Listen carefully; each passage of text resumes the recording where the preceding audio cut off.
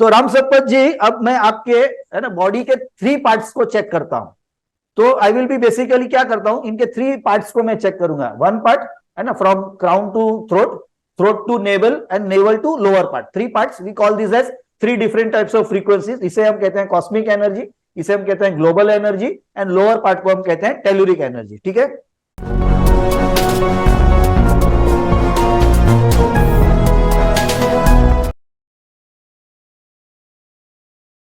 तो राम सपत जी, अब मैं आपके है ना बॉडी के 3 पार्ट्स को चेक करता हूं।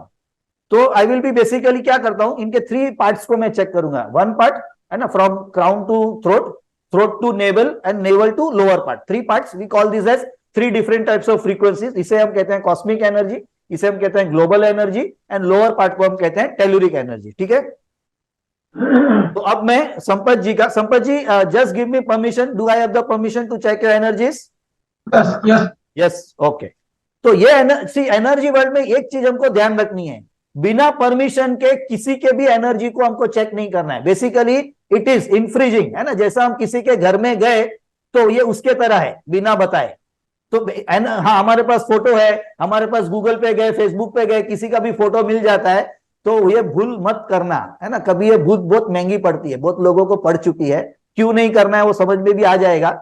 तो infringement in the energy world नहीं करना है, हमेशा परमिशन लेके ही एनर्जी को चेक करना है। इवन घर पे भी, हाँ, छोटा बच्चा है, नहीं पूछ सकता है, नहीं बोल सकता है, वो अलग बात है, आप उसके पेरेंट्स है। तो बड़े लोग हैं और कोई कारण से वो भी नहीं बता पाते हैं, और आपके घर के फैमिली मेंबर्स है, तो अलग बात है। अदरवाइज इवन आपकी वाइफ या इवन बच्चे, उनकी भी पूछना है आपको और फिर ही चेक करना है। ठीक है। तो अब इनकी कॉस्मिक एनर्जीज को मैं स्कैन करता हूं।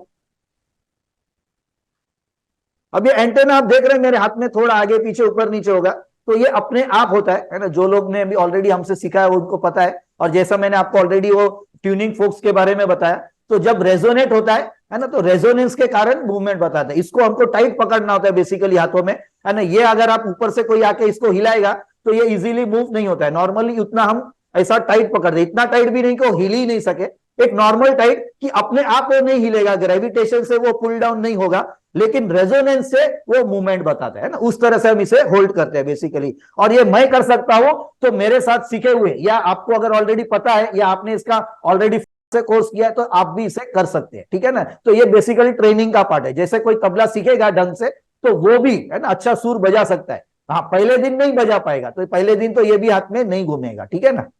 तो कॉस्मिक एनर्जी इनके यहाँ पे देखिए वाइब्रेट हो रही है, तो कहीं ना कहीं सिग्नल है कॉस्मिक एनर्जी का। वीक है, इतना स्ट्रांग नहीं है, तो एज फैक्टर है जो भी प्लस माइनस, पर रेजोनेंस इज दैट। ठीक है। अब ग्लोबल एनर्जीज को चेक करूंगा, उसके पहले मैं है ना टेलुरिक एनर्जी, अर्थ की एनर्जी को चेक कर लूंगा मैं। तो अर्थ की एनर्जी में भी movement is there, but very low energy movement is there. ठीक है। अब ग्लोबल एनर्जी की मैं चेक करूंगा एनर्जी। तो यहां पे मूवमेंट मेरे एंटेना पे, मेरे हाथों में नहीं हो रहा है। ठीक है। तो इस पार्ट के एरिया में कहीं ना कहीं आपकी है ना जो भी चक्रज है, यहाँ पे अभी थ्रोट है, हार्ट चक्र है, नेवल चक्र है ना। तो यहाँ पे कहीं ना कहीं या कोई ऑर्गन में या बैक में या कहीं पे कुछ भी आपको होगा कोई इश्यू, उसको लेके यहाँ की ओवरऑल जो सम ऑफ द एनर्जी है, वहां पे मूवमेंट नहीं बता रहा है। तो ऐसा कुछ अगर आपको पता है ना, तो आप बता सकते हैं यहाँ पे अभी। ये सर थ्रोट चक्र तो मेरा बिल्कुल अच्छा है। अभी मैंने बॉम्बे आया था मैं, और बॉम्बे में मैंने जो बायो बायो ऑरा फ्रीक्वेंट जो एनर्जी होती है ना, वो मैंने टेस्ट किया था। उसकी रिपोर्ट है मेरे पास, सारी सारे चक्रों की।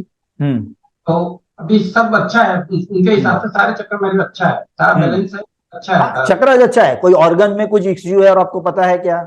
बैक में कोई इश्यू है, ऐसा कुछ पता है? डाइजेस्टिव सिस्टम में, पेनक्रियास, लिवर? नहीं, केवल उन्होंने ये बताया था कुछ, एक तो कुछ लिवर में कुछ हो सकता है, जो ओरा ओरा एनर्जी करते हैं उसमें, तो लिवर में, और बोले थोड़ा पेनक्रियास थोड़ा कम एक्टिविटी हो सकता है, मतलब कुछ है ना। तो ओवरऑल एनर्जी पैटर्न के हिसाब से वहां पे मूवमेंट, इसके लिए एंटेना रेजोनेट होके वहां पे मूव नहीं हो रहा है। ठीक है ना। कोई भी ऑर्गन में या कहीं पे भी इस एरिया में अगर आगे पीछे कुछ दिक्कत होगी, तो रेजोनेंस कम हो जाएगी, है ना। तो ऑलरेडी यहाँ पे और लोअर पार्ट में रेजोनेंस कम है, लेकिन फ्रीक्वेंसी फिर भी है, पर इस पार्ट में और बहुत कम हो रही है। इसके लिए एंटेना पिकअप नहीं कर रहा है, इसका मतलब जीरो नहीं है, पर वो इतनी वीक है कि एंटेना पिकअप नहीं कर रहा है ना। तो मैं बताने की कोशिश कर रहा हूँ। थ्रोट में तो उन्होंने बताया था और ज्यादा एक्सेस एनर्जी है। मैं आपको बता रहा हूँ ओवरऑल यहाँ से लेके नेवल चक्रा, नेवल उसमें चक्र। सारे ऑर्गन्स और उसमें सारा सिस्टम सब कुछ आ गया, आपकी पूरी बॉडी आ गई, इंडिविजुअल एक चक्रा नहीं, है ना। तो कहीं ना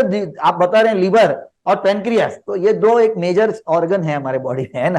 तो सिर्फ पेनक्रियास ही गड़बड़ कर दे तो पूरा डायबिटीज आपके बॉडी को हिला देता है इस हिसाब से, ठीक है ना। तो वहां पे रेजोनेंस वीक है बेसिकली, कहने का मतलब, ठीक है ना। अच्छा, और किसका था नेक्स्ट? विनोद जी का था, हाँ ठीक है। तो विनोद जी का भी हम 3 एनर्जीज को चेक कर लेते हैं फटाफट अभी, कॉस्मिक एनर्जी, फिर टेल्यूरिक और फिर ग्लोबल। अब यहाँ पे मूवमेंट देखिए थोड़ा ज्यादा आ रहा है कि नहीं, कॉस्मिक एनर्जी पे, ठीक है। अब हम चेक करते हैं टेल्यूरिक एनर्जी। अब टेल्यूरिक एनर्जी में थोड़ा मूवमेंट अलग तरह से आ रहा है, ठीक है, नीचे की तरफ जा रहा है। तो क्या है वो मैं बताता हूं, है ना, इनसे साथ कन्वर्सेशन करके मैं आपको बताता हूं क्या है। और अब हम चेक करते हैं ग्लोबल एनर्जीज, ठीक है। तो ग्लोबल एनर्जीज में भी, है ना, डिप जो है वो थोड़ा नीचे की तरफ जा रहा है। तो है ना, आप ज्यादा मेडिटेशन वगैरह में है, कैसा है, क्या है आपके बारे में बताइए थोड़ा। मेडिटेशन वगैरह में थोड़ा ज्यादा है आप, है ना, क्योंकि इनकी कॉस्मिक एनर्जी बहुत स्ट्रांग है, पावरफुल है, पॉजिटिव ज्यादा अच्छा फ्लो है एनर्जी का। लेकिन वहीं पे आपका टेल्यूरिक एनर्जी, अर्थ एनर्जी, ये थोड़ा नेगेटिव साइड में जा रहा है। अच्छा, और फिजिकली भी कुछ आपको दिक्कत, ऐसा कुछ आपको पता है क्या, lower part of the body इसमें नहीं पता है? तो वहां के चक्रा मूवमेंट एनर्जी वाइज, है ना, वहां पे थोड़ी एनर्जी, बिकॉज मे बी ऐसा भी होता है कि जब हम ज्यादा कोई एक फील्ड में चले जाते हैं स्पिरिचुअलिटी के, तो ये जो अर्थ एनर्जीज है, फिजिकल वर्ल्ड की एनर्जीज है, मनी रिलेटेड एनर्जीज है ना, वो कम हो जाती है, लो हो जाती है, ठीक है ना। तो ये एक बहुत बड़ा कारण होता है, अगर फिजिकली नहीं है तो एनर्जी लेवल पे उसका फिर फर्क बताता है, ठीक है। और ग्लोबल एनर्जी में भी मूवमेंट थोड़ा कम है। तो क्या इस पार्ट ऑफ द बॉडी में कहीं कोई दिक्कत आपको, ट्रंक एरिया में, फ्रंट बैक, ऐसा कुछ पता है आपको?